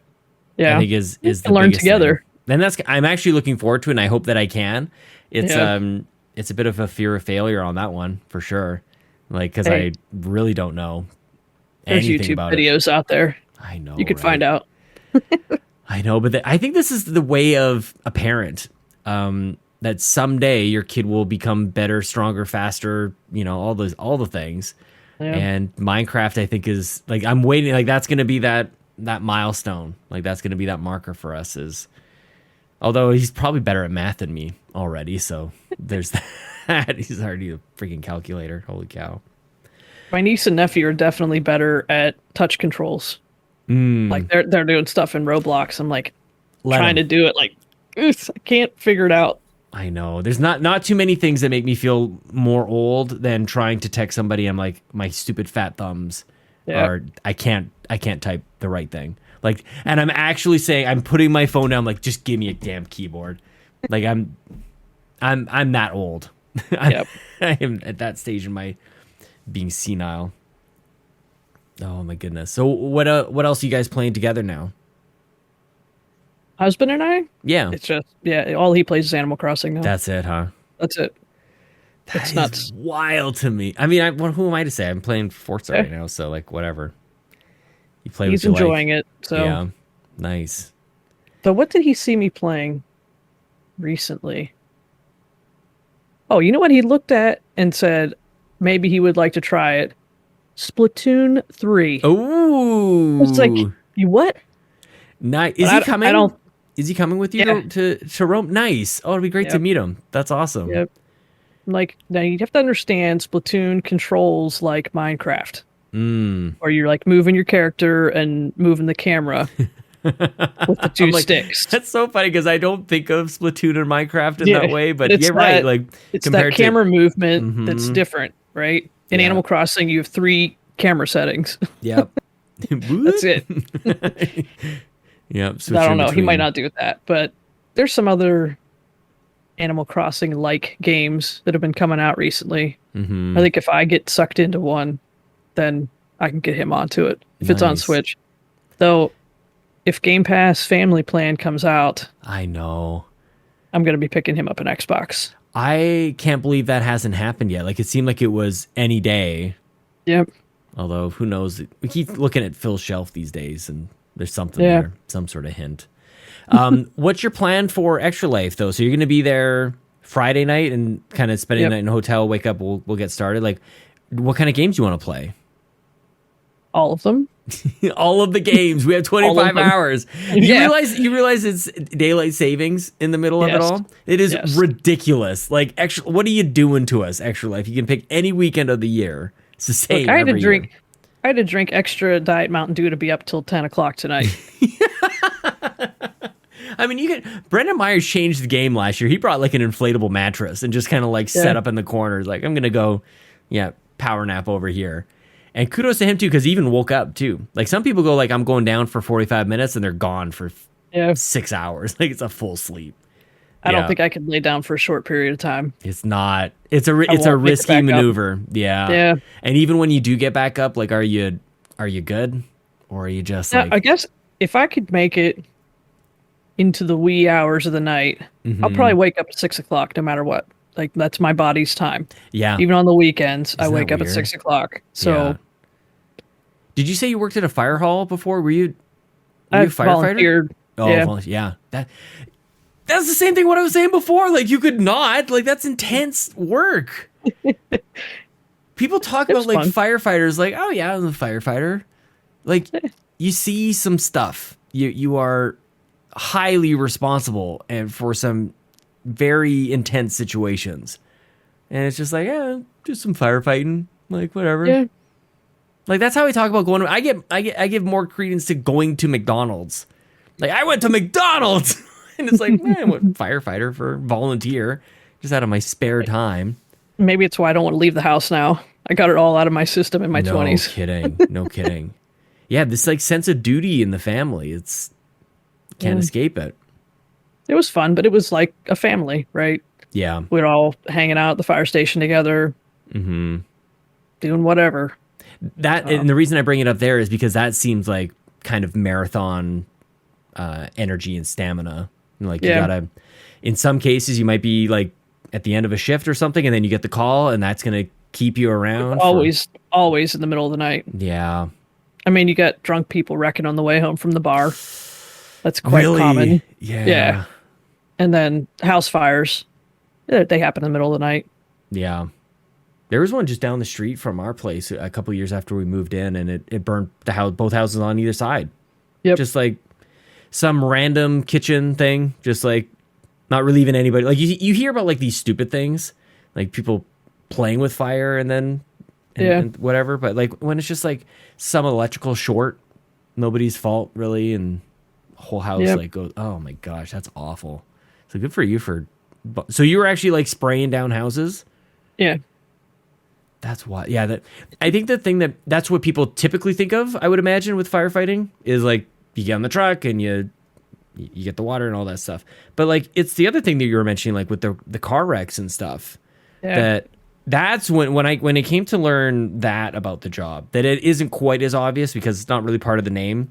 It's not like firefighter and like highway cleanup. Yeah. You know, like, yeah. Very few of our calls were house fires. Right. Exactly. Statistically speaking. Right. And ours, so we were like the heavy rescue in the area.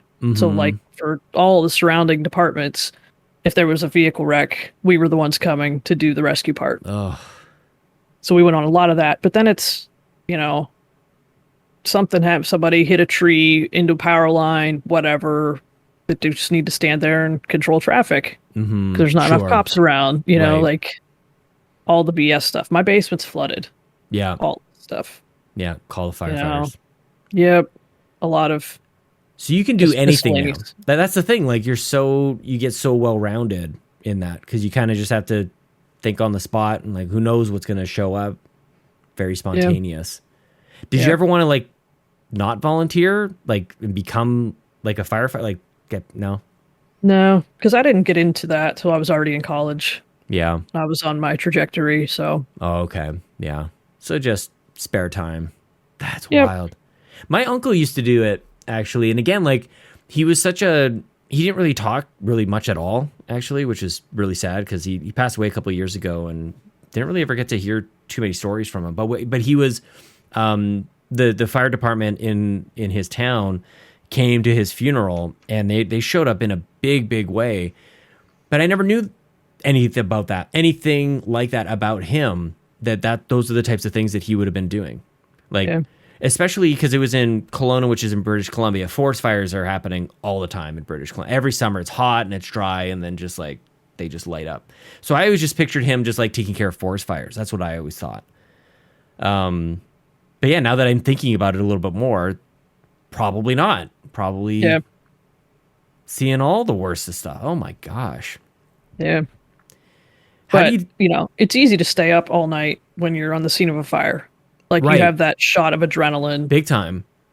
I don't know if I'm going to have that shot of adrenaline at Extra Life. Oh, we'll be sitting right next to you.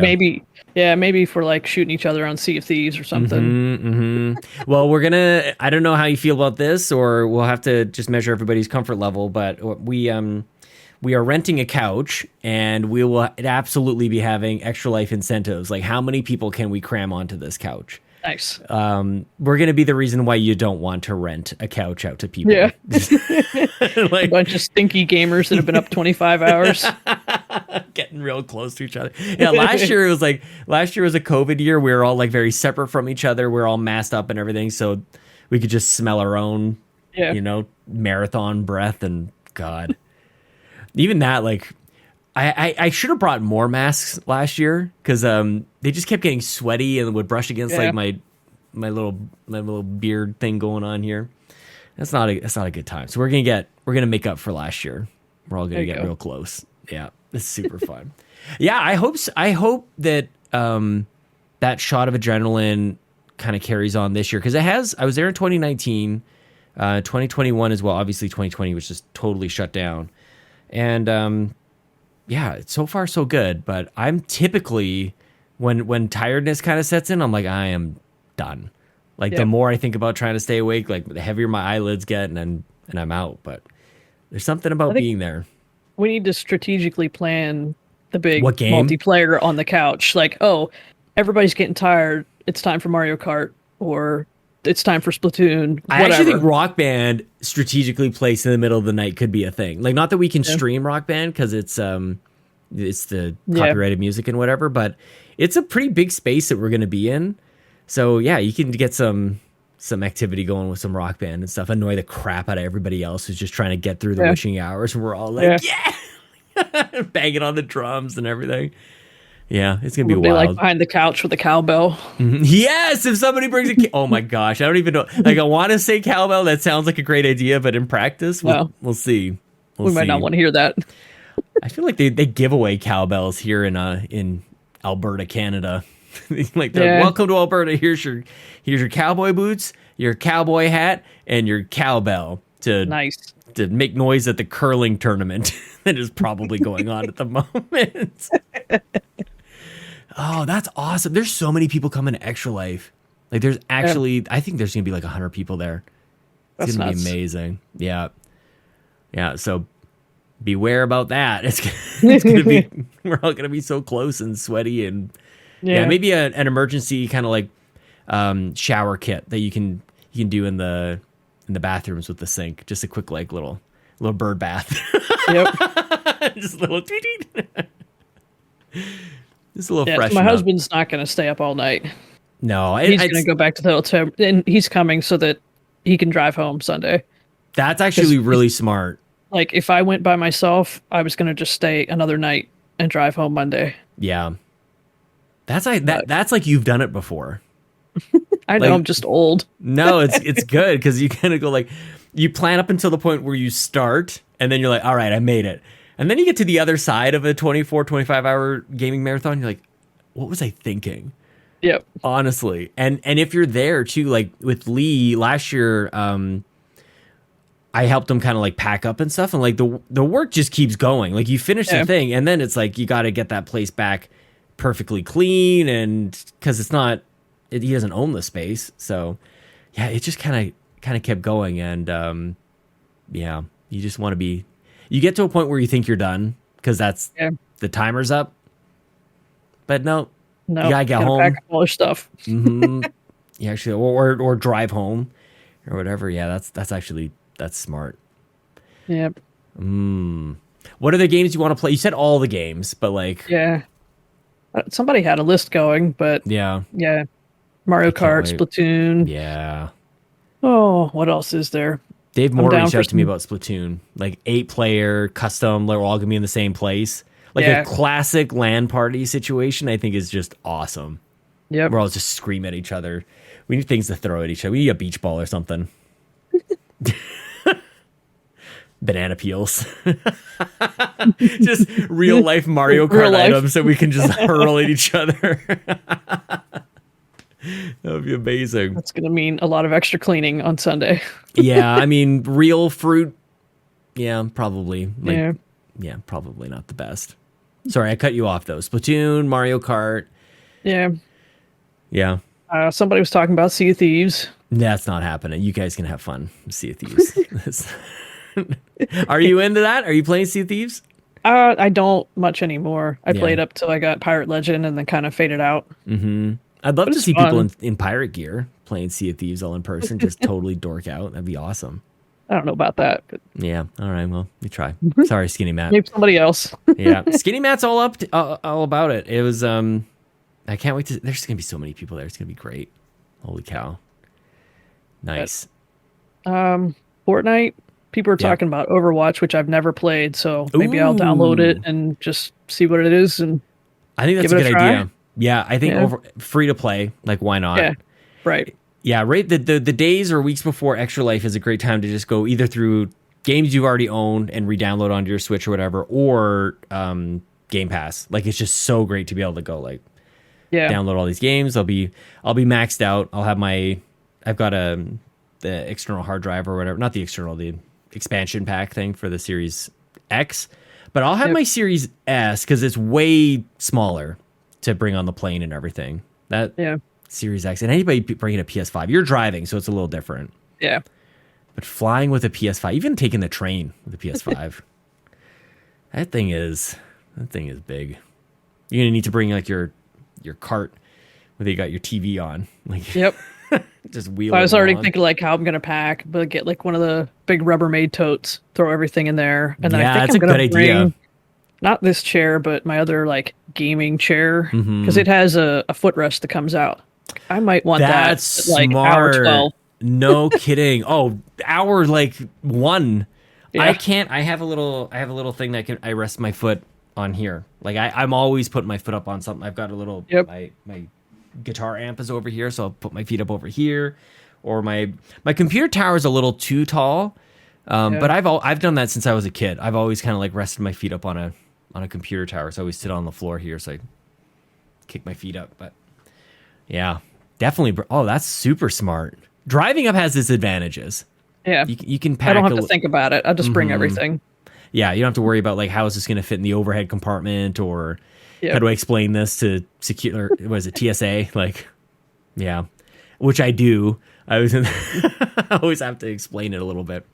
I had one time though. I took a flight and I had a Sea of Thieves backpack that Luke and I ended up getting at E3 a few years ago, and I got pulled aside in an airport one time.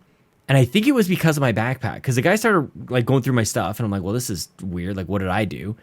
And he goes through my stuff and goes like, oh, sweet, nice switch, like nice, like stop. Like he's actually like, oh, this is cool. Puts the stuff back and goes, okay, you're good, and puts me at the front of the line. Like I skipped like probably like 60 spots, and I really think I got pulled aside needlessly by this nerdy security guard who like spotted my backpack. That's what I'm going with, anyways. I like it. Yeah. Because he didn't like, I don't know. I've never seen that happen before. Like it was before the going through the metal detector thing or anything. He just like, come over here. Like I am totally freaking out right now. Yeah. I fly a lot and it's never happened to me. I've never seen it. So it was, I thought I like looked the wrong way or something. Maybe I had a sniffle. It might've been during just after COVID as we started to open up again. But yeah, Extra Life, it's happening. Couple weeks. We got that stupid extra hour in the middle of it. Yeah. It'll be playing that. Do you do energy drinks or anything? Are you? Oh, I will. I'm gonna have to. Yes. What's your drink of choice? Well, just normal day to day. I drink a lot of tea, but Diet Mountain Dew, and I'll pick up some Monster Zero Sugars and just load up. Mm-hmm. Just gamer fuel. Yeah, my heart might explode by the end, but hey, I know. I'll make it. We should all have our heart rate monitors just going the whole time. That could be a cool like little chart to have on the side of the stream somewhere. Oh, are you streaming, by the way? I stream a little bit. Yeah. Do you stream now? Very rarely. Yeah. But yeah, I have the whole setup. You have the ring light going right now. Like, do you have what's stopping you from doing that more? Having to get dressed and look presentable. That's a good answer. Yeah. Oh, well, this morning when you sent me the message, like, are we still on for tonight? I'm like, oh yeah. Oh, I better go like make sure my hair's not sticking up everywhere. Because like I'm working from home. Who cares? I just get out of the shower and dry off with a towel and I'm ready to go to work. Yeah. And I know. Like, well, maybe I should make sure that this isn't too crazy. It's so funny. You're like, yeah, totally. I absolutely knew that. I woke up this morning looking forward to it. Yeah. Normally I would be doing it on Fridays, but I get to go to an event I'm absolutely looking forward to. It's gonna be super fun. No, you're not convincing me. It's just gonna be a long day. That's all. It's actually really amazing. This there's a guy in the city who's turning 80 and wants to throw a birthday party and raise money for the hospital. So it's actually very cool. It's just it's just gonna be a long day. So, yeah. I don't know how we'll make it, but we're gonna do it. We'll do it. It'll be fun. Yeah.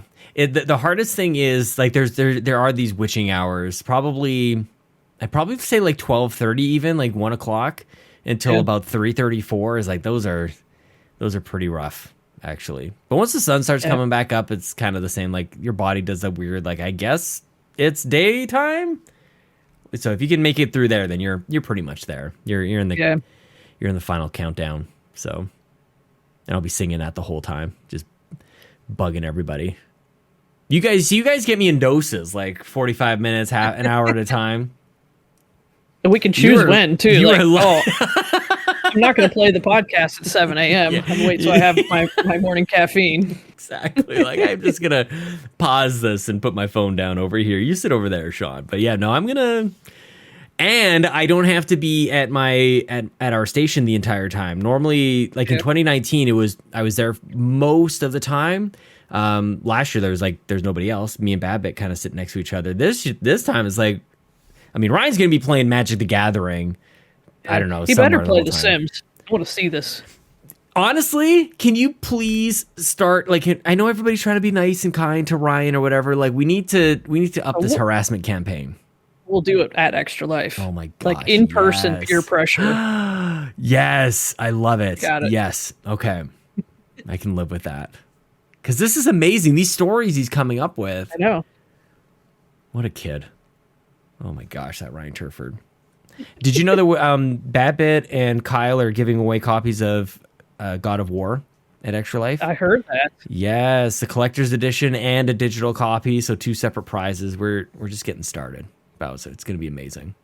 Has to be a digital copy. I got the discless PS5. Soon you can buy that external disc drive, though. I want that. I just, this week, got my first physical game boxes for Series X PS5. Really? I don't have one for Series X. Oh, snap. What the heck is that? You have it's cosmetics. Fortnite. Of all the things to have a physical box for. Add-on content, download code inside, no disc included. Oh my So my physical box, that's it. How heavy into Fortnite are you? A decent bit lately. Yeah, that means a lot. Well, they were like $3 from GameStop. Oh my gosh. Like, all right, I'm buying That's one. actually really good. I got myself the Xbox One and bought the PlayStation 1 for my nephew. Yeah. That's it. Look at that. That's good to keep an eye out. Only boxes. That's so funny. That actually becomes a joke in and of itself. Like now if you ever buy another one, it can't be for a real game or anything. Like I just can't for PlayStation, so yeah. That's out. Would you get a hard drive or not like an external drive? Like no. That doesn't make the whole any reason sense. I went for the discless was so I don't have discs. I don't want them. Right. Yeah. Kind of prevents that whole thing from I don't want becoming to have a thing. to get up and walk across the room and put a different disc in when I want to change games. I hear you. I'm lazy. Mm-hmm. Like, I get mad that I have like 5 Switch games on cartridge, and I get mad if I have to try and switch that out.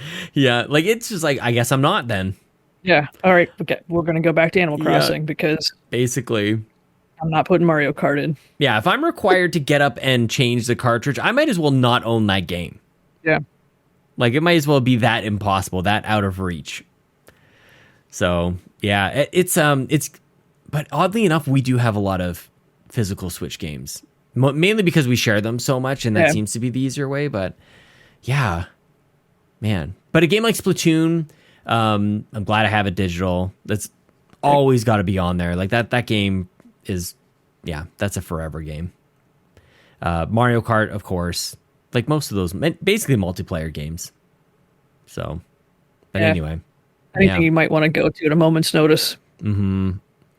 Oh, okay. Do you have, I feel like you're already, like, you're really planned for Extra Life. Like, what about, like, sleep? Like, I feel like you probably have, like, a preparation getting ready for Extra Life. Like, no, just come on in. Yeah. Sometimes that's better. Just don't overthink it. And it's going to be bad, too, because, like, I go to sleep at, like, 10 o'clock and get up at 6. Mm-hmm. So I'm going to be at 6 Saturday morning. Yep. Waiting for time for it to start. Mm-hmm. So it's going to be a lot more hours for me to be awake. I think there's more, I mean, depending on, this year's going to be a little bit different because we do have the opportunity to get in there Friday night and do a little bit of setup. But there is a shocking amount of, like, last minute, oh, got to plug this in, got to do this right before the kind of game day starts at 10 o'clock. So, yeah, I don't know if too much waiting around is a thing. Well, who knows about these couches? I mean, just if I wake up at 6 o'clock in the morning, I don't need to go over there till 9. I don't know. Yeah, I don't know. Be sitting at the hotel waiting for time. It really depends on the Friday night, honestly. This is a new one. This is one that I can't really even comment on too much. I'd like to be able to say, like, last year we did it this way. Well, last year was a mad rush because we only got the venue that morning. So we did get up at 5 a.m. and start to bring stuff over. And even that wasn't seemingly enough time to get everybody set up. Lee Navarro has, like, this crazy, like, mission control station, just like this, all the gadgets, all the wires, and we're all set up with, like, hardwired internet and everything, which is bonkers. The way he's got it all mapped out is very impressive. So fingers crossed it all works out, but I'm very much looking forward to it. I got a multiplayer game that you've probably never played. Oh, maybe we should do it Extra Life. Have you ever played Super Mario Odyssey Bingo? No, what the heck is what is that? There's a website that creates bingo cards with different objectives to do in the game, and you just race to get bingo. That is such a good idea. I'm not very good at Mario Odyssey though. I've never beaten it actually. It's a confession. Well, you can choose, like, there's different lengths you can choose. Mm-hmm. And it'll determine, like, how many worlds into it you have to go to get all the objectives. That's a really good idea. That's actually one where I would want to somehow, and I'm not going to do this because we have to keep it simple for the sake of sanity and everything and technology and whatever. But it'd be so cool to see, like, all of us doing it at the same time. Like, if we could somehow, like, bring all the gameplay captures together, that'd be so interesting to watch. Yeah, that's probably what I've streamed the most. Yeah. So I have a few. That's where I started streaming. Oh, interesting. And friends were like, "Hey, we're gonna play this bingo thing. You should do it. You should try to stream it." Good. It's like, okay, well, I'll get a capture card and see what happens. Yeah. And then, like, if we were all streaming, you could just pull up a multi-stream thing. Totally. Some of those sites. That's what we would, like, put in our chat. Hey, that reminds me here. That actually reminds me of The Wizard. Like, where they were playing Mario 3 for the first time, and it's like this. Yeah. How do they get further? Like, I don't even know what the rules were. I don't know how they determined what the winner was. Like, he found the warp whistle. I guess he's winning? Like, it's like this speed run that didn't really have any rule set around it.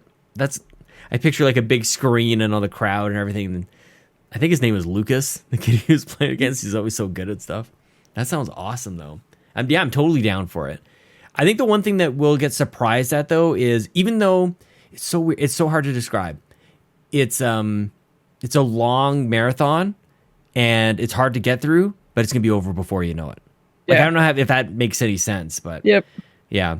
Like, I come into these things sometimes thinking, I'm going to play this for, like, 10 hours and this for blah, blah. No, it doesn't really work out like that. So, but we'll see. I feel like there's going to be a lot going on there. Ryan, of course, like I said, Magic the Gathering. Dave's bringing Rock Band, and we're all going to be sitting on Joe on the couch, so it's going to be good. I cannot wait. I'm so glad you brought up Extra Life. Oh my gosh. It's like 3 weeks away. The heck? I'm ready. I just booked my vacation days off. Yes. Let's go. Right? When things start to get real like that, and like, I just got my flights confirmed, actually. And I hadn't had my flights. I had hotels, but I didn't have my flights confirmed until 2 days ago. So to have that down, and I've got a bit of just a ridiculous set of flights home. I go New York, Toronto, Calgary, and then Edmonton, which you can't have that many stops. That's too many stops. That's rough. Something's probably going to go wrong, so we'll see. But at that point, it doesn't matter. We've already done the thing. So that's the way it always is, like going home from vacation. Oh my, I'll have to take another day off work. Pretty much. I know. That's, and that's the other thing. Like, it happens to people all the time. Yep. Travel delays and whatnot. But anyway, speaking of getting you to sleep and getting some rest for Extra Life, maybe we'll start to close things out. Do you want to, maybe this would be a really good time for you to tell people where to find you on Twitch, was it? Twitch or YouTube? Yeah, Twitch. Yeah. Bowsah 13, Twitch, Twitter. That's it. Very cool. Well, I cannot wait to meet you in person. This actually worked out perfectly well. The fact that you're coming to Extra Life, we got to do this a couple weeks ahead of time. Backtrackers is up and going. Thanks for carving out time on a school night. This is a Thursday as we're doing this, so I really appreciate you chatting with me tonight. I can do one night. Yes. I just can't do like multiple days in a row. You're not coming back next week? You're not. Don't ask me to do it again tomorrow night because I'll be asleep at 9 o'clock. Can you imagine? I just like, hey, people ask for a part 2. Yeah, I'm sure they will.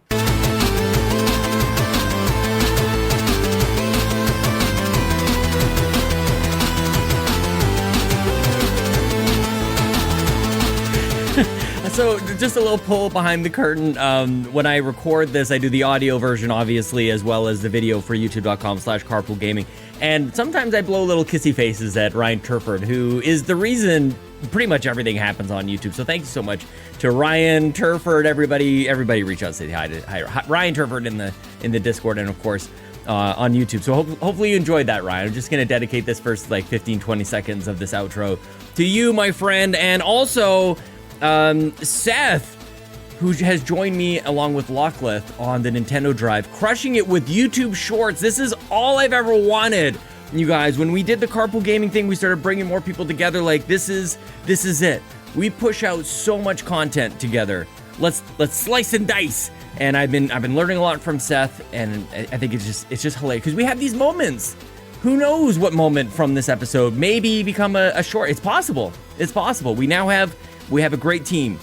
And when you support us at patreon.com/carpoolgaming, you support me and Ryan and Lockleth and Seth and Matt and who am I forgetting? Court. Did I forget Court? Damn it. I'm so sorry, Court. I didn't mean to do that. Sometimes I just, you know me. You guys know me by now. Unreliable. Thank you so much to Bowsah for hanging out with me and just having a great chat. I was thinking about first responders just in general. I'm always kind of like, every time, you kids get excited when they see a fire truck or police car or whatever, ambulance, and it's like, oh, that's cool. They're got to get out of the way. You got to make sure they get to their emergency. But like, man, they're off to like something pretty nuts. So I have a huge appreciation because I know I couldn't do it.